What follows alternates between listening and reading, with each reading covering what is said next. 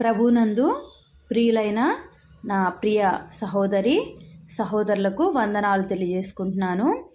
ఇది నా వాక్య భాగం ఏమిటంటే కొలస్సీలకు రాసిన పత్రిక 3వ అధ్యాయము 16వ వచనము.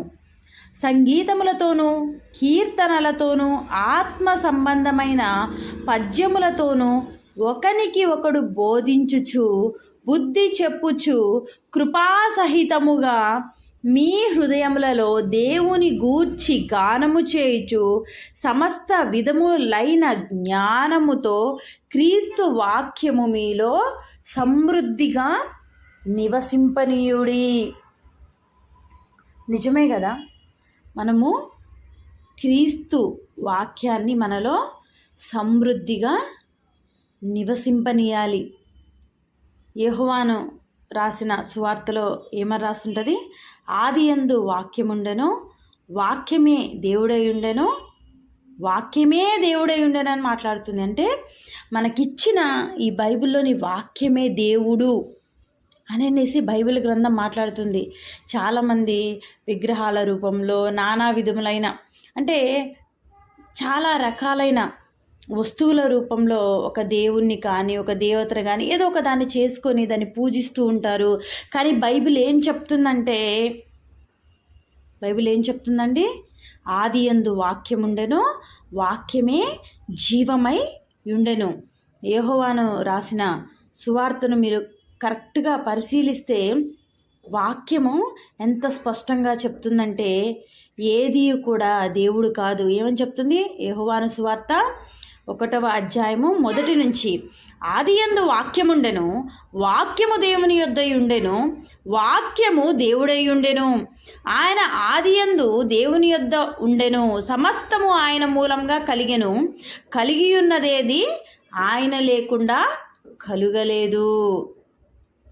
అంతే కదండి, కలిగి ఉన్నది ఏది కూడా ఆయన లేకుండా కలుగలేదు అని చెప్తుంది. ఇక్కడ మరి కొలస్సీలకు రాసిన పత్రిక 3వ అధ్యాయం 16వ వచనంలో ఏముంటుంది? సమస్త విధములైన జ్ఞానముతో క్రీస్తు వాక్యము మీలో సమృద్ధిగా నివసింపనీయుడి అని ఉంటుంది. ఈరోజు ఈ విషయం, ఈ వాక్యము, దీని మూలంగా నేను ఒక విషయాన్ని మీతో పంచుకోవాలనుకుంటున్నాను. నేనేమంటున్నానంటే క్రీస్తు వాక్యమును మీలో సమృద్ధిగా నివసింపనీయుడి అంటున్నాను. ఎందుకంటే ఏది నిజం, ఏది అబద్ధం, ఏది వాస్తవం, ఏది అవాస్తవం అని తెలియని ఒక పరిస్థితుల్లో కొట్టుమిట్టాడుతుంది క్రైస్తవ సమాజం. అందుకే నేనేమంటున్నా అంటే ఎప్పుడైతే మీరు వాక్యము దగ్గరకు వస్తారో, వాక్యాన్ని ప్రేమిస్తారో, వాక్యాన్ని ధ్యానిస్తారో, వాక్యమే దేవుడై ఉన్నాడని ఎరిగి ఉంటారో, అప్పుడు మీరు వాక్యాన్ని గట్టిగా పట్టుకొని దాంట్లో నిజాలు అవాస్తవాలను గ్రహించగలగడానికి సమర్థులవుతారు. అందుకే కొలస్సీలకు రాసిన పత్రిక 3వ అధ్యాయం 16వ వచనంలో ఏముంటుంది? ఖచ్చితంగా సమస్త విధమైన జ్ఞానముతో అని ఉంటుంది. అందుకే సమస్త విధమైన జ్ఞానముతో క్రీస్తు వాక్యాన్ని మనలో నివసింపనీయాలి. బైబిల్ అండి అనంతమైనది. ఈరోజు ఆదికాండం చదివితే మరలా తర్వాత చదివితే మరలా వేరే విధంగా అనిపిస్తుంది. అంటే అదొక ధన భాండాగారం అంటారు. ధననిధి ఎంత తవ్వినా వస్తూనే ఉంటుంది. బైబిల్ని పోల్చాలంటే అది ఒక జ్ఞాన భాండాగారము. ఇది కూడా అంతే, ఎంత తవ్వినా వస్తూనే ఉంటుంది. ఇంకా దేవుడు చేసిన కార్యాలు రాయటానికంటే ఆకాశం కూడా చాలదని ఒక భక్తుడు ఒక చోట రాస్తాడు. అంటే కొన్ని కార్యములనే యేసుప్రభు వారు చేసిన ఇందులో లిఖించారు. అది కూడా మనకు జ్ఞానం కలగడానికి, మనం ఎలా ప్రవర్తించాలో, క్రీస్తు సువార్తని ఎలా ప్రకటించాలో, ఎలా తెలివి కలిగి ఉండాలో, ఎలా జ్ఞానం కలిగి ఉండాలో, ఎలా పాము వలె వివేకంగా, పావురం వలె నిష్కపటంగా ఉండాలో, ఎలా ప్రార్థన చేయాలో, ఎలా స్తుతించాలో, దేవుణ్ణి ఎలా హత్తుకొనాలో, ఏది తప్పు ఏది రైటు, ఎవరు పాపం చేశారు, ఎవరు ఎలా దేవుని దారిలో నడిచారు, ఎవరు ఎలా తప్పిపోయారు, వీటన్నిటిని మిళితము చేసి బైబిల్ని ఒక ఆధారంగా దేవుడు మనకు ఇచ్చాడు. అందుకే నేనేమంటున్నానంటే క్రీస్తు వాక్యాన్ని మీలో సమృద్ధిగా నివసింపనీయండి. మీరు ఎప్పుడైతే వాక్యాన్ని ధరించుకుంటారో అప్పుడు సాతాను ఎదిరించగలుగుతారు. సాతాను మీ వద్దకు నానా రకములైన శోధనలు తీసుకొని వస్తూ ఉంటుంది.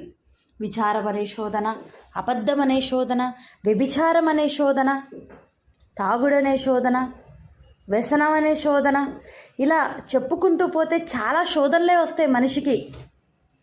ఈ శోధనలన్నీ జయించాలంటే మనము సర్వాంగ కవచాన్ని ధరించి వాక్యం అనే ఖడ్గమును పట్టుకొని జయించగలగాలి.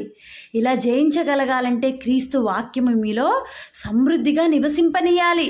మీ హృదయాల మీద లిఖించబడాలి క్రీస్తు వాక్యం. సాతాను ఒక శోధన మీ ఎదుటికి తెచ్చినప్పుడు మీరేం చేయాలి? దాన్ని వాక్యంతో జయించాలి.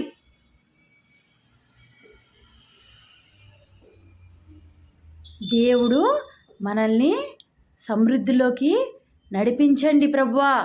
మీ వాక్యాన్ని పూర్తిగా జ్ఞానంతో తెలుసుకొనగలిగే కృపను దయచేయండి ప్రభా అని ప్రార్థన చేస్తూ వాక్యాన్ని చదవండి. మీలో కూడా క్రీస్తు వాక్యం సమృద్ధిగా ఉంటుంది. నేను ఒకటే చెప్తున్నానండి, దేవుని యొద్దకు రండి, అప్పుడు ఆయన మీ యొద్దకు వచ్చును. బైబిల్ ఏం చెప్తుంది? వాక్యమే దేవుడై ఉండనని చెప్తుంది. అందుకే మీరు బైబిల్ యొద్దకు రండి, దేవుడు మీ యొద్దకు వస్తాడు. మీరు బైబిల్ జ్ఞానంలో ఎదగండి, దేవుడు ఆయన్ని నిరూపించుకుంటాడు. ఆయన ఏంటో మీరు తెలుసుకుంటారు. ఆయన దేవుణ్ణి స్పష్టంగా తెలుసుకోవాలంటే మీరు వాక్యాన్ని స్పష్టంగా ధ్యానించగలగాలి. చాలామంది చాలా విధాలైన విచిత్రమైన వ్యవహార శైలితో కలిగిన సేవలు, విచిత్రమైన ఆశ్చర్యార్థాల ప్రశ్నలు కలిగించే సేవలను మనం చూస్తున్నాం.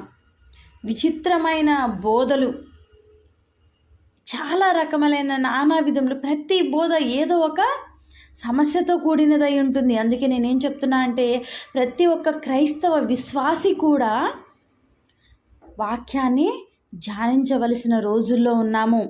వాళ్ళు చెప్పింది విని అటుకు ఒకసారి, వీళ్ళు చెప్పింది విని ఇటొకసారి ద్వంద్వ మనస్కులై మనం ఉండొద్దు. బైబిల్ ఏం చెప్తుంది?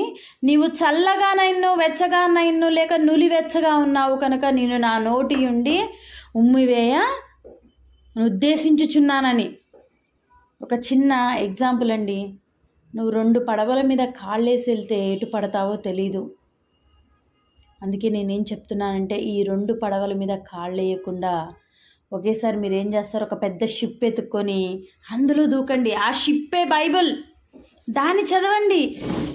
ఈ యూట్యూబ్లు, ఈ ఫోన్లు, వీటన్నిటిలో వాక్యాన్ని, ఆ వాక్యం ఈ వాక్యం ఎన్ని వినండి, నేను తప్పనట్లేదు వినడం. కాకపోతే చదవండి, వినండి, కానీ అందులో ఏముందో పరిశీలించి చదవండి. నిన్న ఒక బ్రదరు నేను విన్నప్పుడు కొన్ని వాక్యాలు అవును కదా, నేను కూడా చాలా తప్పుడుగా అర్థం చేసుకున్నాను, నేను కూడా సరిగ్గా బైబిల్ ధ్యానించట్లేదు, ఇంకా బాగా చదవాలని ఒక ఆలోచన పుట్టింది. కిరణ్ పాలన్న వాక్యం విన్నాను ఒక 2 days బ్యాక్. చాలా మంచి అనిపించింది. ఇంకా సమృద్ధిగా నేను వాక్యాన్ని నివసింపజేసుకోవాలి కదా నాలో.